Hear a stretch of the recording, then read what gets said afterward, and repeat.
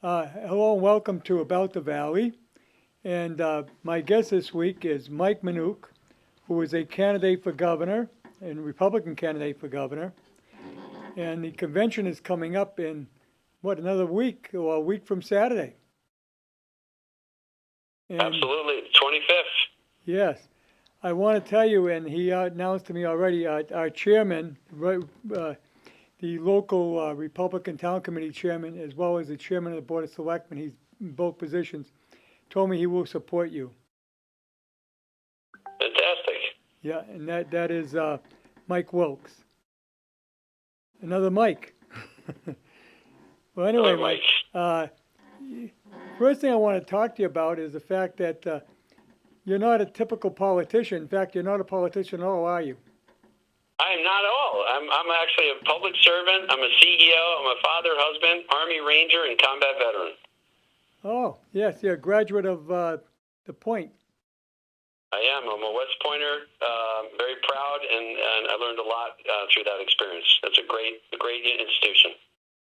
I had someone else tell me that they were going to support you just because you're a veteran. Well, there's a lot of veterans in Massachusetts, and I think part of the ground game is I've seen numbers, it's almost 500,000 people. I'm going to definitely reach out. I'm going to make sure that that spirit of service, of giving back to your country that exists in our team, in our campaign, that to make sure that it resonates and we communicate with all the veterans in Massachusetts that know what it's like to serve something bigger than themselves. And I know you're also a veteran from the Army as well. Thank you for your service. Yes, I am. That was a long time ago. That was during the Vietnam War. Now, did you serve overseas at all? I did. So when I graduated, I swore the oath of the Constitution. I was an infantry officer, platoon leader. So I did infantry basic or the officer school. I did airborne school, ranger school, and then when I got to my unit, we were deployed to Desert Storm. So I was with the 24th Infantry Division. We were the tip of the spear, and I was awarded the Bronze Star for me and my team for leading that invasion into the Euphrates River Valley Highway 8. Oh, well, I remember that. Yeah, I know. Yeah, 24th Infantry. Yes. So, Mike, there's a lot of issues coming up this year things on the ballot. There's not all the initiatives are on there yet. The only one right on there now is the one concerning the gun laws. Where do you come down on that one? You said the gun one, Harry? You're talking the 135 repeal? Yes. Yeah, So it's on the ballot. I support this. I support the Second Amendment. I have a license to carry, as does my wife, and we shoot. And I think that 135, I don't agree with the way the governor used the emergency preamble to avoid a citizens' referendum. I hope it does get repealed. But even if it is not repealed, it should be challenged in the process because it never should have gone through the emergency preamble, exclusion. I also don't think it's a good law. Basically it's an overreach, and we already have some of the most restrictive gun laws in the country. The other thing I wanted to ask you about is something that's facing almost every city and town now in Massachusetts this year is an override. And that's being brought on by the education budget in the towns. We've been shorted on our education money from the state. I don't know if you're familiar with the fact that last year it was $150 per student. This year it's $75. That's what's in the budget, I believe. And so the town, when you cut it in half like that per student, it makes a big shortfall for the towns. And we passed 2.5 back in the back in the 80s or 90s, something like that, because we're tired of the constant increases, and now we're facing it again because of the state. Where do you come down on that? So first, we need Proposition 2.5 because we're already bankrupting towns to begin with. Our property taxes are already too high. The second thing is it's an acknowledgement that our governor cannot balance any budget. I audited the books back to 2019 at my own expense with third-party auditors, and we have $120 billion in debt. It's growing at 4% interest. We have over $10 billion in bond debt, which I can't find out the interest rates for that. And we're incurring more debt now than ever before in the history of Massachusetts. So the first thing we need to do is to fire the CEO or the governor. Our state is bankrupt, and we need to reset and go audit not just the legislature, but the entire $65 billion budget. And when we do that, I believe we're going to find billions of dollars in waste and fraud if we just no longer be a sanctuary state and we no longer give free right to shelter, school, education, healthcare to illegal immigrants. That will save over $1 billion every year. And then I would take some of that money and I would give it back to the towns if they get rid of the stretch codes and they agree to 45-day permitting. I would cancel the MBTA Community Act penalty. Towns keep their money. It's illegal and inappropriate for our governor to sue the towns when they're asking them to build apartment complexes without funding and without any regard to their water, septic, and sewer. And I think that if you give more money back to the town, you can also increase the percentage. If you go from 26% of what we keep now, our tax dollars go to our town or cities, it's about 26%. That ranks 39th out of 50th in America. It should be more like 35 to 40%. But again, to get that money back, I wouldn't use a stick, I would use the carrot by offering them to reduce the stretch codes, which are the most difficult conservative codes that are in America. These are European standards, and they add $25,000 of pure cost into every single apartment we build. So if you build a house, it's even more. And our permitting process at a year and a half for a single home is also doesn't make sense. So builders and developers can't actually go out, build high-quality, low-cost housing that they can make money on. And that's what's happening is we need to fix that. Also on education, is something called the Federal Scholarship Tax Credit, which my wife and I helped make federal law. We lobbied for it, funded it, and raised money for it, and it will allow billions of dollars to stay in the state. That will go to 80% of the parents that have kids in school. It can be for charter schools. It can be for resources for public schools. For the student, it can be for homeschoolers or Catholic Christian schools or just regular private schools. That has to be, to get that, our governor has to opt in.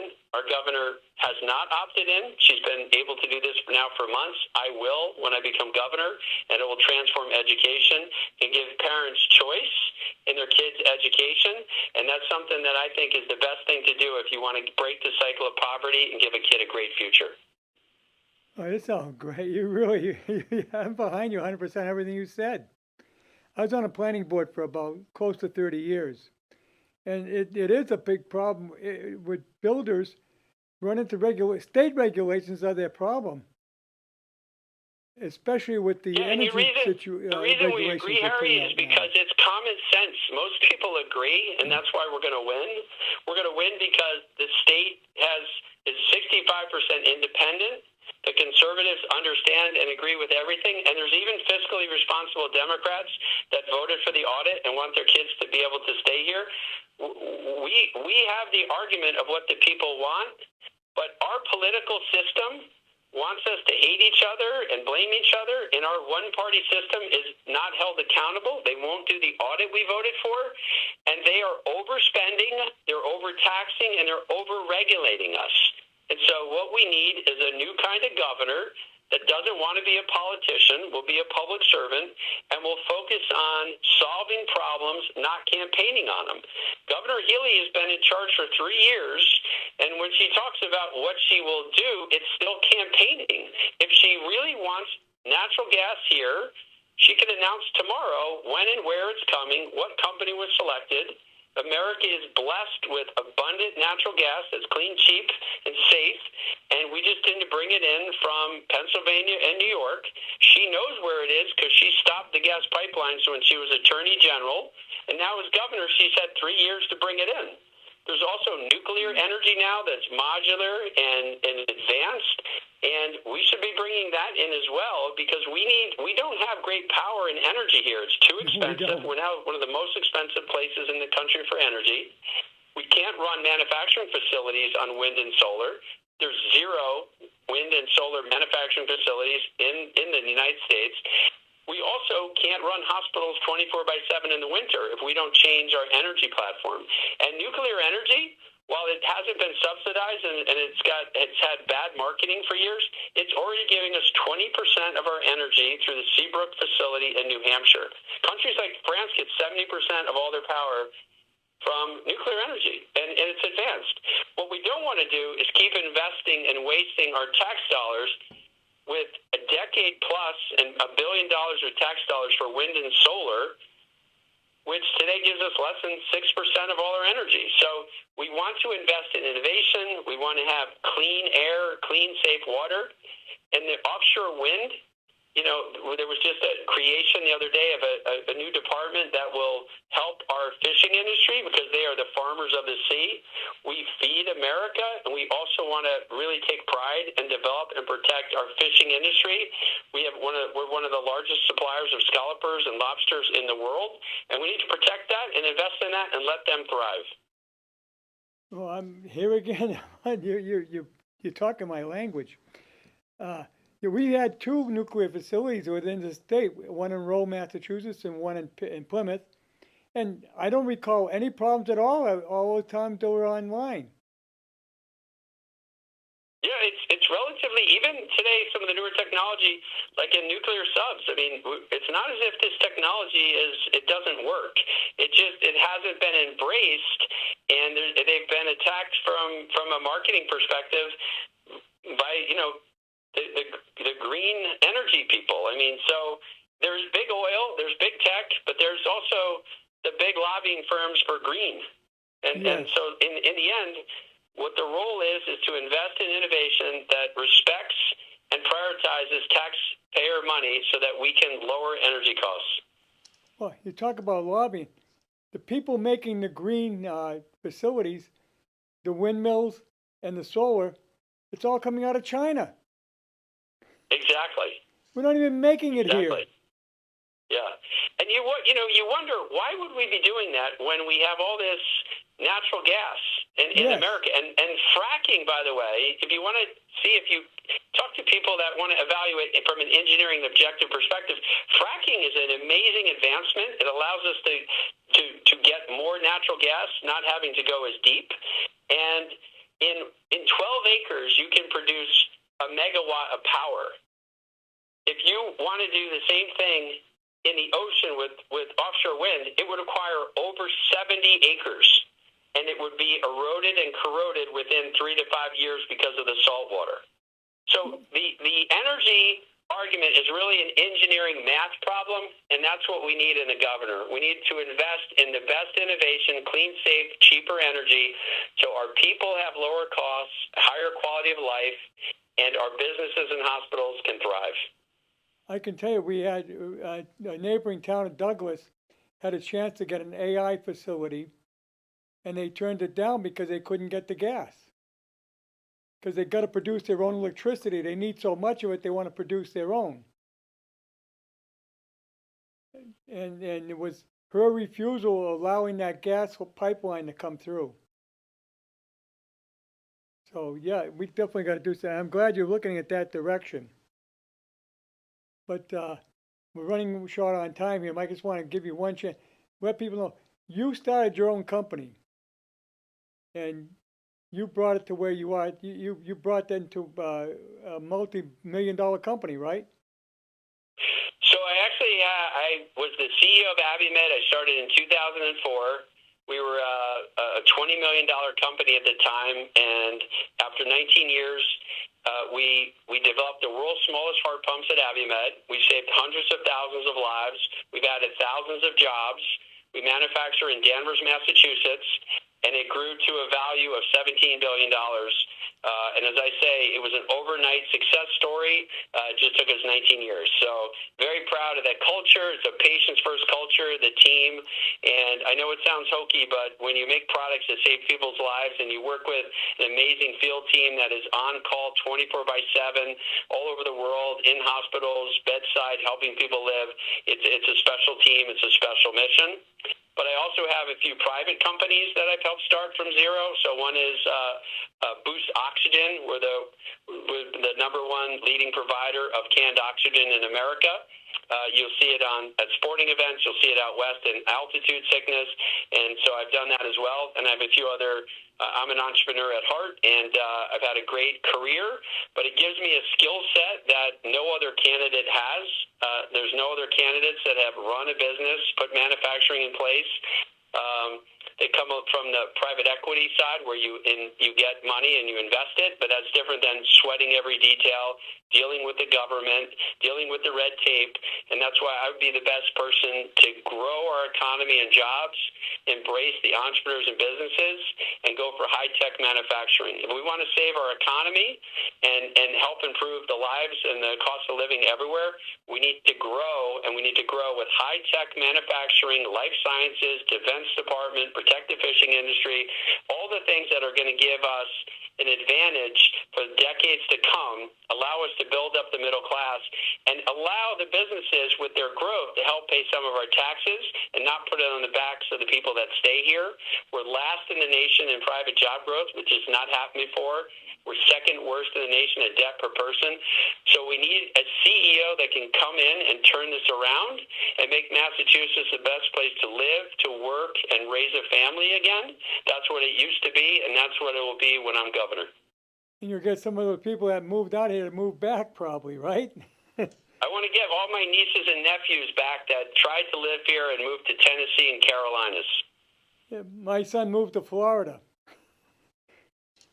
Yep, we got to get him back. And part of it was the cost of living here.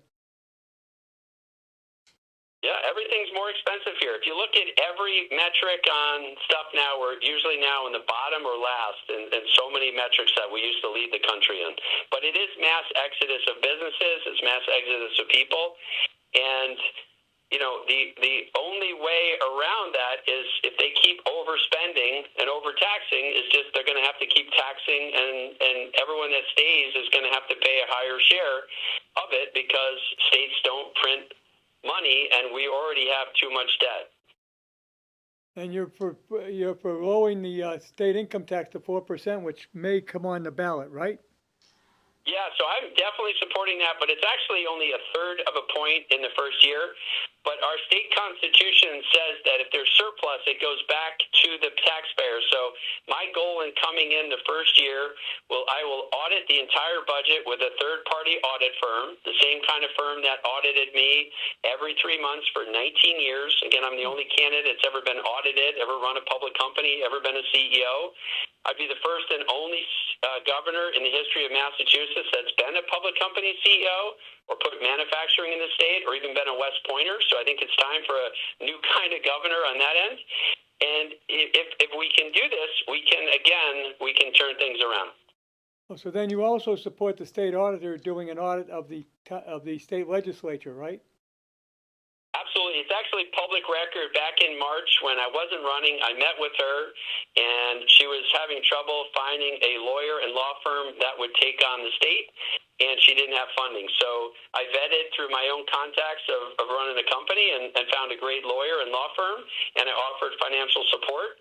And the work that lawyer did is why it's currently at the Supreme Judicial Court for a decision on whether or not the state auditor, Diana DiZoglio, can have legal representation outside of the Attorney General. And what they're doing with the audit is the massive example of corruption and being a one-party state. They keep claiming that it may not be constitutional, but they're blocking this state auditor from even getting the Supreme Judicial Court to rule on whether or not it is constitutional by blocking her from getting any legal representation to make that case. So you have to really pay attention because they're good at gaslighting everyone. And it's been over a year since everyone voted for the audit. And the one-party system, they basically, they don't care. They want us to hate each other. They want to campaign on problems and not solve them. And they want to just get people to, hate each other and make lies about people, and versus let's get a public servant in there who will just solve problems and is not worried about the next election and doesn't ever want to go to D.C. to be a congressman or senator. Just wants to serve, be the CEO of the state, and help improve the quality of life, lower cost of living, and make sure that taxpayers are kept safe and their tax dollars are held accountable. Yes, I mean, if you do get elected, you're inheriting a mess because she has really done a job on the state. So we need someone who knows how to organize and knows how to get the job done. Yeah, I think the optimism I have is that it is such a mess, and you can't go further down than being in last place. And there's so much fraud, waste, and corruption. I believe I'm going to find billions and billions of dollars in waste and fraud.